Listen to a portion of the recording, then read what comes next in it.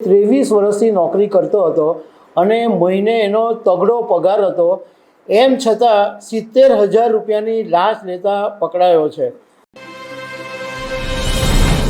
ગુજરાતના એક સરકારી કર્મચારી જે 23 વર્ષથી નોકરી કરતો હતો અને મહિને એનો તગડો પગાર હતો, એમ છતાં 70,000 રૂપિયાની લાંચ લેતા પકડાયો છે।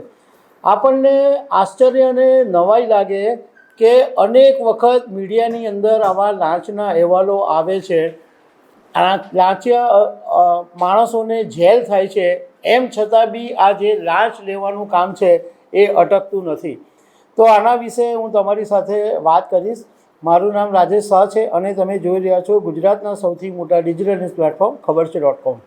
કઠોળ DGVCLની અંદર એક સિનિયર ક્લાર્ક કામ કરે છે અને એનું નામ છે સંતોષ સોનવણે। હવે કામરેજના એક ખેડૂત છે, એને પોતાની જે માલિકીની જમીન હતી એની ઉપર કોમર્શિયલ વીજ કનેક્શન લેવાનું હતું અને એણે જેટલા પણ જરૂરી દસ્તાવેજો હતા એ બધા ઓફિસને પૂરા પાડ્યા, પરંતુ આ સિનિયર ક્લાર્ક સંતોષ સોનવણે છે એણે 1.20 લાખ રૂપિયાની લાંચ માંગી।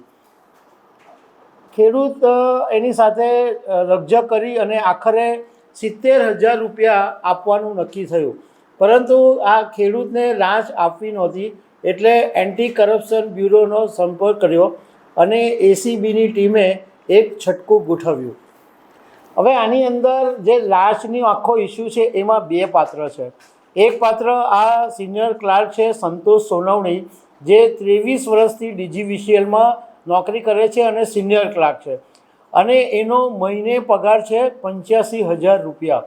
તમે વિચાર કરો, 85,000 રૂપિયામાં માણસ એકદમ સારામાં સારી લાઈફસ્ટાઈલ જીવી શકે, એકદમ સારામાં સારી ક્વોલિટી જિંદગી જીવવી હોય તો 85,000 રૂપિયાની રકમ ઇનફ છે, પરંતુ લોભ વસ્તુ એવી છે કે જે માણસને આવા ખોટા ધંધા કરાવતું જ રહે છે। આનું જે બીજું પાત્ર હતું એ ભરત સાવલિયા છે અને યોગી ચોક પૂણામાં રહે છે અને લેબર કોન્ટ્રાક્ટર તરીકે કામ કરે છે અને સિનિયર ક્લાર્ક સંતોષ સોનવણેનો મિત્ર છે। હવે 70,000 રૂપિયા લાંચ આપવાનું નક્કી થયું અને ખેડૂતોએ ACBને જાણ કરી દેલી અને લાંચ લેવા માટે આ જે મિત્ર છે ભરત સાવલિયા, એને કામરેજ ટોલ નાકાની બાજુમાં સ્વાગત નર્સરી પાસે બોલાવવામાં આવ્યો। એટલે ખેડૂતે ભરતને ફોન કર્યો કે ભાઈ અહીંયા મારે જે 70,000 આપવાના છે તે તું અહીંયા આવીને લઈ જા।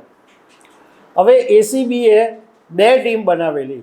એક ટીમ હતી સંતોષ સોનવણેને પકડવા માટે, કારણ કે સંતોષ સોનવણે એ વખતે ફિલ્ડમાં હતો અને જ્યારે ભરત આ લાંચ લેવા આવ્યો તો ACBની ટીમે એને પકડી લીધો અને એ પછી એની પાસે ફોન કરાવ્યો કે સંતોષ સોનવણેને ફોન કર કે તે આ લાંચના રૂપિયા છે એ મળી ગયા છે।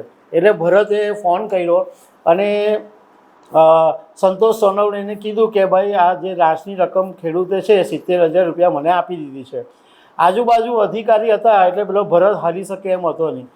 હવે બીજી તરફ જે વોચ કરતી હતી ACBની બીજી ટીમ, એણે જેવો આ ફોન પર વાત કરી અને તરત જ સંતોષ સોનવણેને પણ પકડી લીધો। એટલે અત્યારે બંનેની ધરપકડ કરી લેવામાં આવી છે। હવે આની અંદર ACB એ તપાસ કરશે કે આ તો 70,000ની લાંચ લેતા પકડાયો, પરંતુ આ સિવાય આ માણસે કેટલી લાંચની રકમ લીધી હશે અને આ લાંચની રકમમાં બીજા કોઈ ભાગીદાર છે કે નહીં, એ બધી બાબતોની તપાસ કરવામાં આવશે। તો દર્શક મિત્રો, આવી અનેક વાતો સાથે અમે તમને મળતા રહીશું। Thank you very much.